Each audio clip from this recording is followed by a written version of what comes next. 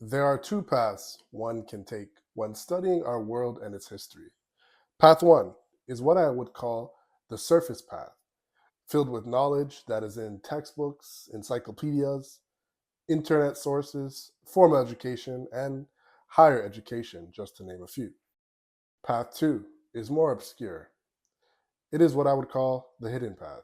Factual historical events that are not well known by the general public often are locked away in eyewitness accounts, classified documents, books, and suppressed knowledge kept away from mainstream sources. It is important to know that this is far separated from conspiracy, but rather houses the true nature of our world and the way it operates. Albert Pike is a figure known to very few people in the general public. It is almost common knowledge that in the 21st century, our world is being influenced by the agendas of a few very powerful and rich individuals, families, and subfamilies. But in the 1800s, when Pike lived, the average working man and woman was none the wiser to these facts. In 1871, Pike got in contact with Giuseppe Mazzini, an Italian politician and revolutionary leader, who was in fact also a Mason. He sent him a physical letter that depicted a sort of endgame plan, almost like an order out of chaos scenario, where the entire world would soon be transformed based on the outcome of three major conflicts. And so war is what the world got after the formation of the Federal Reserve there in America just before Christmas in 1913. And within 6 months we saw the outworking of this plan to bringing in the New World Order with the assassination of the Archduke Ferdinand there in Sarajevo in June of 1914, which was the event which started off World War I.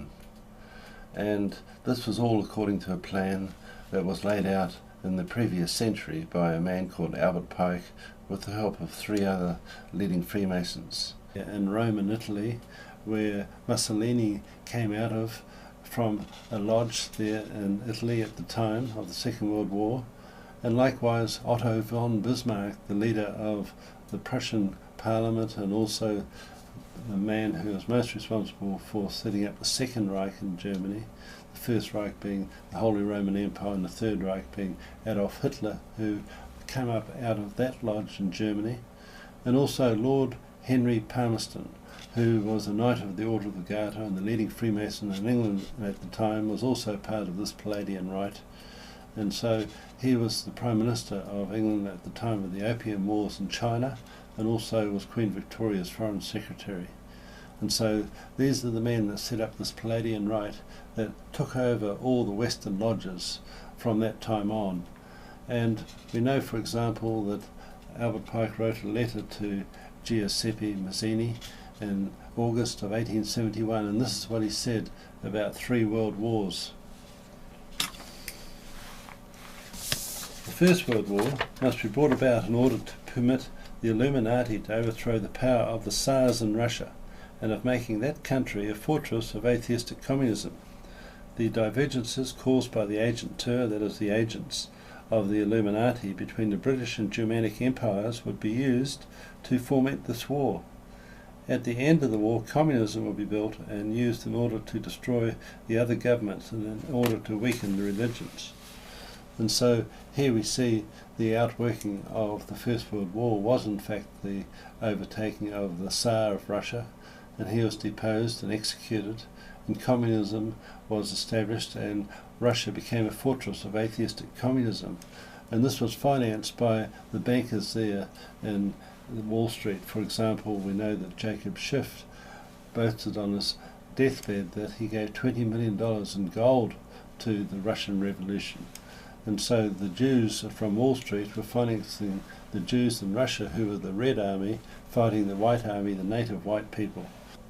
And so the Federal Reserve created a Great Depression in the 1930s, which was the very opposite to the thing that it was supposed to do, which was to create economic stability. And so let's turn our attention now back to the plan of the international bankers, which is described in this letter between Albert Pike and Giuseppe Mazzini. The Second World War must be fomented by taking advantage of the differences between the fascists and the political Zionists. This war must be brought about so that Nazism is destroyed, and so that political Zionism be strong enough to institute a sovereign state of Israel in Palestine. And of course, in 1948, Israel declared independence after they had bombed the King David Hotel.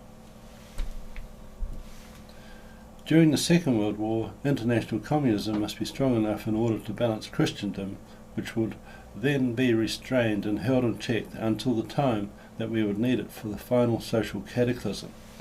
And after the Second World War, of course, communism was made strong enough, and also we know the weaker governments were being taken over. And in 1945, at the Potsdam Conference between Truman, Churchill and Stalin, a large portion of Europe was simply handed over to Russia.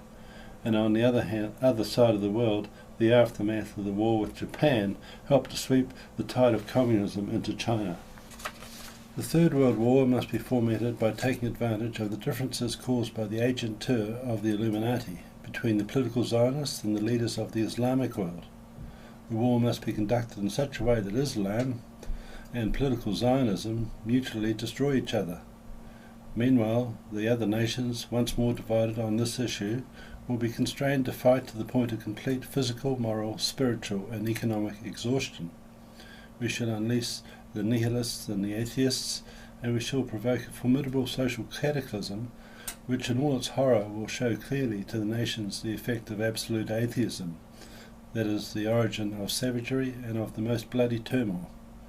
Then everywhere the citizens, obliged to defend themselves against a world minority of revolutionaries, will exterminate those destroyers of civilization, and the multitude, disillusioned with Christianity, whose deistic spirits will from that moment on be without compass or direction, anxious for an ideal but without knowing where to render its adoration, will receive the true light through the universal manifestation of the pure doctrine of Lucifer, brought finally out into the public view.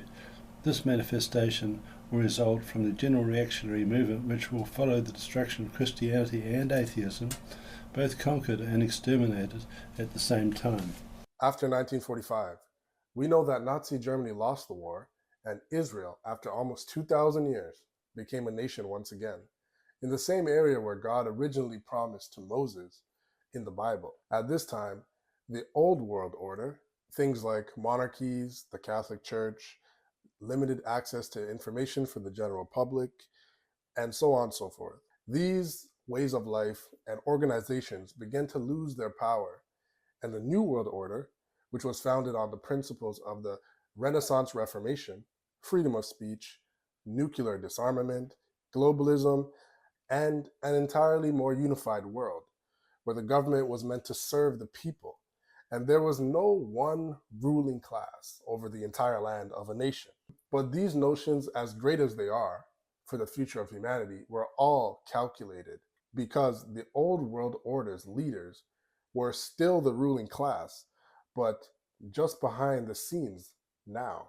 In this case, Christendom, as Pike refers to it, does not only refer to Christianity, but to conservative ideologies, traditional order, a unity between the church and the state, the nuclear family, and so on and so forth. This is what Pike referred to as needing to be held in check, because to the powers that be, the people are only free to a degree. To change the narrative and put in place a new ruling way of life, you must first get rid of the old one. And in this case, it is Christianity, Judaism, and Islam, and everything that they stand for. The goal of this future Third World War is to have the origin of the traditional way of life destroyed by these powers fighting against each other, and the rest of the world's nation follow by picking a side between the two. And after the final cataclysm, as he says, in this case, it will be the thermonuclear war. The old order's elites will rise out of the ashes and destruction to create a totalitarian government and world system that will have no opposition to it at that point. And from Pike's own words, it will be headed by the doctrine of Lucifer. And while not every aspect of Pike's letters have come to pass, as he said, the broader picture has been followed to a T. Out of the conflicts that have been carefully instigated by the old world's orders, Masonic elites, the solution is just waiting to be introduced in the form of a Luciferian government system and a world monarch at the helm of it. The first steps of the new order have been carefully introduced to the world year after year for about 150 years. And any influential figure throughout the ages who have went against this forward motion have been silenced or even suppressed.